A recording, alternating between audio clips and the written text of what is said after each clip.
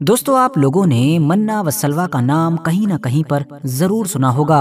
एक ऐसा अजीबो गरीब और करिश्माई खाना कि जो कौमे बनी इसराइल के लिए जन्नत से डायरेक्ट हमारी जमीन पर उतरा था। जन्नत से उतरने वाला एक ऐसा खाना कि जिसका जिक्र मुसलमानों की सबसे मुकद्दस किताब कुरान और इसके अलावा यहूदियों और ईसाइयों की धार्मिक किताबों में तो डिटेल के साथ नजर आता ही है, बल्कि अगर आप लोग गहराई के साथ देखेंगे तो इसका जिक्र इशारों इशारों में जो हिंदुस्तानी धर्म है जैसा कि हिंदू या फिर बुद्ध मत वगैरह उनकी किताबों में भी दिखाई देता है। अब सवाल ये है कि आखिर ये मन्ना व सलवा था क्या, और जन्नत से ये खाना हमारी जमीन पर कब, कैसे और क्यों उतारा गया था। और आज के दुनिया के नक्शे के हिसाब से देखें तो जन्नत का ये खाना एग्जैक्ट किस जगह पर उतरा था। साथ ही साथ सवाल ये भी है कि कौमे बनी इसराइल मतलब वो लोग कि जिनके लिए खास तौर से ये खाना उतरा था, उन लोगों ने इस खाने के साथ ऐसी भी क्या गलती कर दी थी कि जिस गलती का असर आज भी दुनिया के तमाम खानों में नजर आता है। तो चलिए अब अपने इन सारे ही सवालों के जवाब जानने की कोशिश करते हैं, मगर उससे पहले मेरी आप लोगों से बस एक छोटी सी रिक्वेस्ट है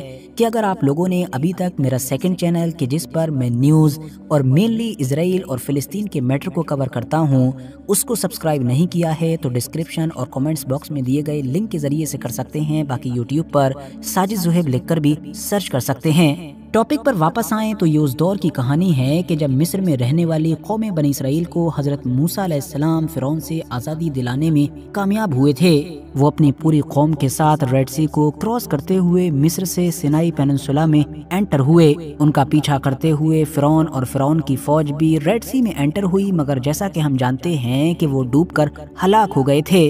यहाँ पर ये बात भी बताता चलूं कि आज के दौर में तो सिनाई पेनिनसुला भी मिस्र का ही हिस्सा है, जो हमेशा की तरह आज भी एक बड़े वीरान रेगिस्तानी इलाके के तौर पर जाना जाता है। यहाँ पर एंटर होने के बाद ही हजरत मूसा अलैहिस्सलाम को खुदा की तरफ से हुक्म हुआ कि अपनी पूरी कौम को लेकर वो अर्ज़ मुक़द्दस यानी कि शाम की तरफ जाएं। मगर उस दौर में इस इलाके पर कौम अमालिका का राज हुआ करता था, जो बहुत ही ताकतवर, जंगजू और निहायत ही जालिम कौम थी। पैगंबर हजरत मूसा अलैहिस्सलाम अपनी पूरी कौम के जो लाखों में थी उसको लेकर कौम मालिका से जंग करने के लिए जब उनके करीब पहुंचे तो मूसा अलैहिस्सलाम की कौम के अंदर बुज़दिली और डर पैदा हो गया। उन्होंने पहले ही कौम मालिका से जंग करने से मना कर दिया। उनका कहना था कि ये कौम हद से ज्यादा ताकतवर और भयानक है, इसका हम मुकाबला कर ही नहीं सकते हैं, इसीलिए हम इनके खिलाफ जंग करेंगे ही नहीं। और बाद में तो इन्होंने ये तक कह डाला कि ए मूसा, तुम और तुम्हारा रब जाकर इस कौम से जंग करो, हम तो यहीं बैठे रहेंगे। प्रोफेट हजरत मूसा अलैहिस्सलाम को अपनी कौम की इन बातों का गहरा सदमा लगा और इसका असर ये हुआ कि खुदा की तरफ से इनको ये सजा दी गई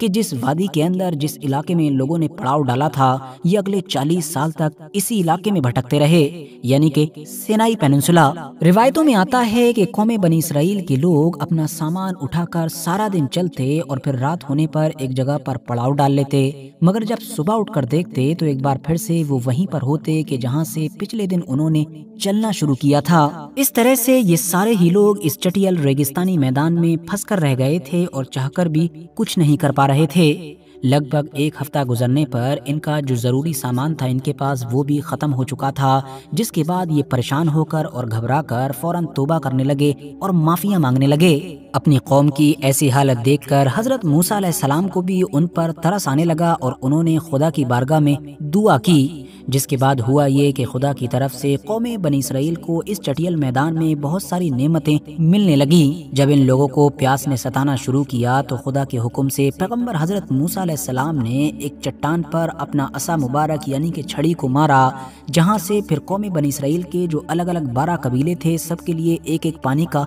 चश्मा निकलने लगा। अब क्योंकि ये एक बड़ा रेगिस्तानी इलाका था कि जहाँ पर दूर दूर तक कुछ भी नहीं था, तो सूरज की गर्मी की वजह से पूरा दिन कौम बनी इसराइल के लोगों का हाल बुरा हो जाता था, जिसकी वजह से अब हजरत मूसा अलैहिस्सलाम की दुआ पर हर दिन कौम बनी इसराइल के ऊपर बादल का एक बड़ा टुकड़ा इनके लिए साया करता था। इसके अलावा रात के अंधेरे में भी मैदान के बीच में एक चमकदार सतून उतरता था, जिसकी रोशनी में ये लोग अपना कामकाज किया करते थे। इस मैदान में ये लोग अगले लगभग 40 साल तक इस हाल में रहे और इस पूरे दौर में सिर्फ इतनी ही नहीं बल्कि बहुत सारी नेमतों से इनको नवाजा गया, यानी खुदा की तरफ से इनको को स्पेशल ट्रीटमेंट्स दिए गए और इन्हीं बेशुमार नेमतों में से एक नेमत का नाम था मन्ना व सलवा। आप लोग कंफ्यूज ना हो, इसीलिए मैं पहले ही बता दूं कि मन्ना व सलवा कोई एक चीज नहीं है, बल्कि मन और सलवा ये दो अलग अलग चीजें हैं। बाइबल यानी इंजील की जो सेकंड बुक है, बुक ऑफ एक्सोडस, उसमें लिखा है कि जब वो शबनम सूख गई तो उन्होंने देखा कि मैदान में कोई छोटी छोटी गोल सी चीज पड़ी है जैसे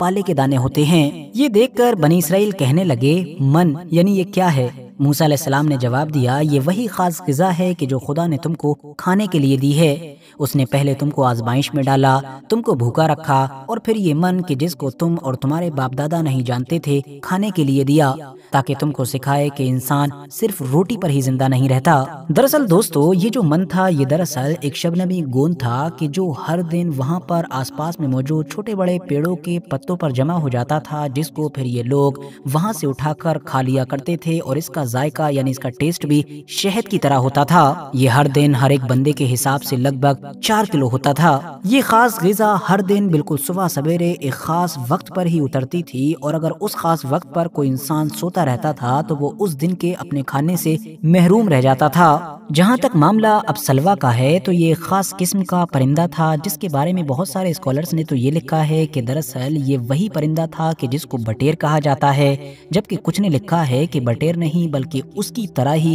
एक परिंदा हुआ करता था। होता ये था कि शाम के वक्त जब जुनूब से हवाएं चला करती थीं तो इस खास परिंदे के पूरे झुंड के झुंड उड़ते हुए इन लोगों के खेमों के पास आकर अपने आप ही बैठ जाते थे, जहां से ये आसानी के साथ उनको पकड़कर फिर उनको भूनकर खा लिया करते थे। मन्ना और सलवा की एक खास बात ये भी थी कि ये खाना बड़ी ही आसानी के साथ हजम हो जाता था। खुशबू, जायके, रंग, हर मामले में ये खाना बेमिसाल था। इन लोगों के ऊपर खुदा का एक बड़ा मुआजिज़ा ये भी हुआ कि इस पूरे दौर में इन लोगों के नाखून या बाल वगैरह भी नहीं बढ़ा करते थे। बदन पर मौजूद कपड़े भी ना तो फटा करते थे और ना ही मैले हुआ करते थे। इवन उस दौर में जो नए बच्चे पैदा हुआ करते थे वो भी अपने बदन पर कुदरती तौर पर एक लिबास लेकर पैदा हुआ करते थे, जो लिबास उस इंसान के बड़े होने के साथ साथ खुद भी बढ़ता चला जाता था। इस तरह से इन बेशुमार नेमतों के साथ कौम बनी इसराइल इस रेगिस्तानी इलाके में एक बड़ी ही जबरदस्त और शानदार जिंदगी गुजारने लगी थी। लेकिन दोस्तों, यहाँ पर पैगंबर हजरत मूसा अलैहिस्सलाम ने अपनी कौम को एक वार्निंग भी दे रखी थी कि जितना भी ये मन्ना व सलवा आता है इसको तुम लोग रोज खाया करो, लेकिन कभी भी अगले दिन के लिए इसको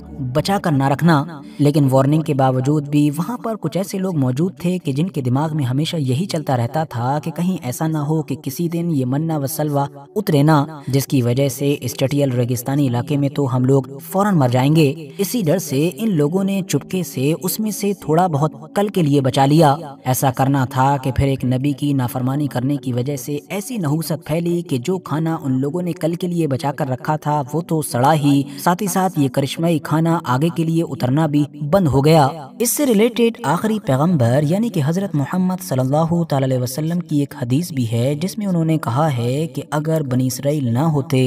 तो खाना कभी खराब ना होता और न ही कभी गोश्त सड़ता, क्योंकि खाने का खराब होना और गोश्त का सड़ना इसी तारीख से शुरू हुआ, वरना इससे पहले न खाना बिगड़ता था और न ही गोश्त सड़ता था। RH नेटवर्क के नॉलेजेबल फ्रेंड्स, दुनिया की अलग अलग कौमों में अलग अलग मजहबों और अलग अलग धर्मों में भी आसमान से उतरने वाली खास ग़िज़ाओं का यानी कि स्पेशल खानों का जिक्र मिलता है। मिसाल के तौर पर बौद्ध धर्म की रिवायतों के मुताबिक जब दुनिया का एक चक्कर खत्म हो जाता है तो आसमान से ग़िज़ा बरसने लगती है। इसके अलावा सनातन धर्म यानी कि हिंदुओं के भी पुराण, ऋग्वेद और अथर्ववेद में बादलों से शहद के बरसने का जिक्र मिलता है। कदीम यूनानियों यानी कि ग्रीक हिस्ट्री में भी एक ऐसी ही आसमानी ग़िज़ा का जिक्र मिलता है कि जिसका जायका, जिसका टेस्ट शहद की तरह था, और जब ये शहद दरियाओं पर बरसता था तो उनका रंग बिल्कुल दूध की तरह हो जाता था। फिलहाल इसी के साथ आज की अपनी वीडियो को भी हम यहीं पर ख़त्म करते हैं।